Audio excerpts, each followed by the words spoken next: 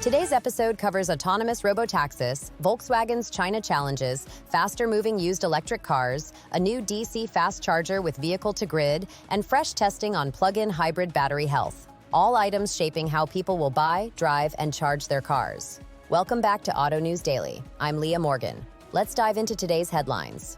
First up, Volkswagen is taking a hard look at problems it's facing in China, a market that is critical to its electric vehicle plans and global competitiveness. The company is reportedly exploring what went wrong and how to fix partner relationships and strategy in the region. For Volkswagen, China isn't just another market. It's central to volume, local sourcing, and technology partnerships that feed product planning worldwide, so any missteps there can ripple through its EV rollout and margins elsewhere. This situation matters for several reasons. China is where many EV technologies, batteries, and new retail models have scaled fastest, and Volkswagen's ability to compete there affects its negotiating power with suppliers and its approach to software, range, and price elsewhere. If Volkswagen adjusts product plans, reworks joint ventures, or refocuses investments, we could see shifts in model timing and features globally, and potentially in the way the brand positions its EVs against local and international rivals. Investors and suppliers will watch whether this leads to new local partnerships or a more cautious product cadence while management irons out the issues. Moving from strategy to consumer behavior. Used electric vehicles are selling faster than used gasoline cars in many markets, a trend that is catching dealers and manufacturers' attention. The pace at which used EVs are finding buyers reflects growing consumer comfort with electric propulsion, improving awareness of total cost of ownership, and stronger secondary market demand.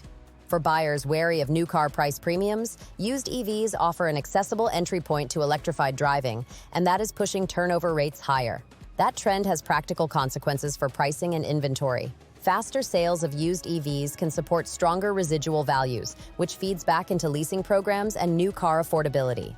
Dealers may allocate more floor space and marketing attention to used electrics, and finance products will likely evolve to reflect electric-specific considerations like battery warranties and range expectations.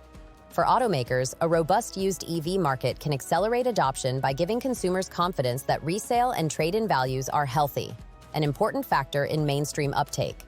Next, a development in charging infrastructure.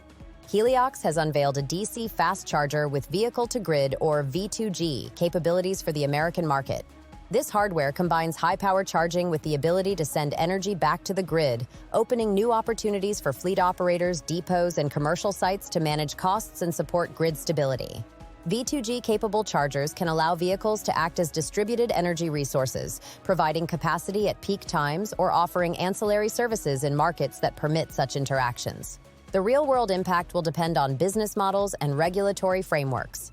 Fleets like buses, delivery trucks, and service vehicles that have predictable schedules could see value in charging when electricity is cheap and discharging to the grid when prices spike, or leveraging bidirectional flows to smooth demand charges.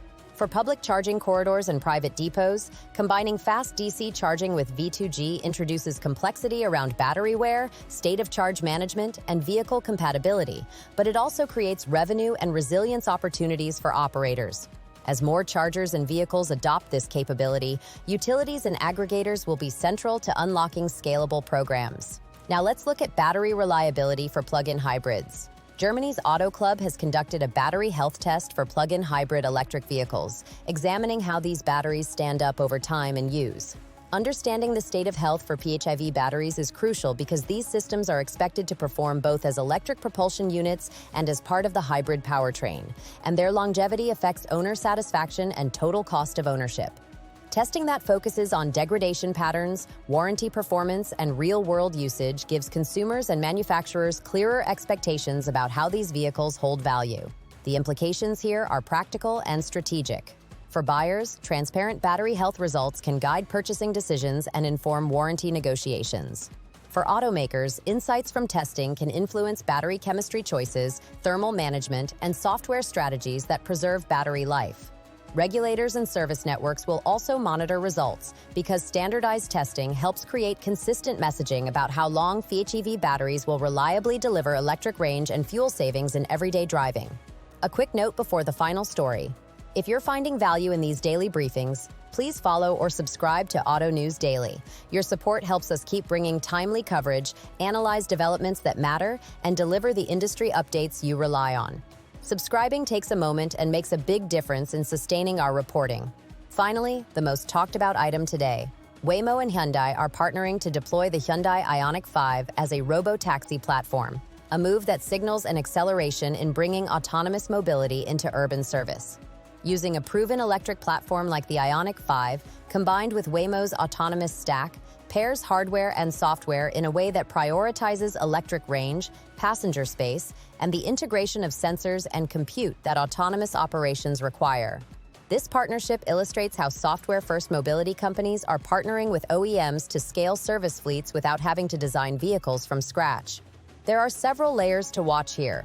Operationally, integrating an existing EV model into a robotaxi fleet reduces development time and leverages mass-produced components, which can help control costs. For urban mobility, autonomous Ioniq 5 robotaxis could expand access to on-demand transport while lowering per-mile costs if dispatch models and utilization rates are sufficient.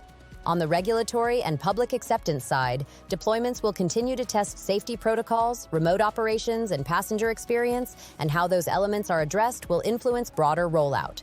Finally, partnerships like this could shape platform standards, which vehicles become robotaxi staples, how software is updated, and how consumer EV platforms are adapted for commercial autonomous service. That wraps our roundup for today. If you haven't already, follow or subscribe to Autonews Daily. It helps us keep bringing you concise, reliable coverage of the automotive world. Thank you for listening, and I'll see you tomorrow with the next set of industry updates.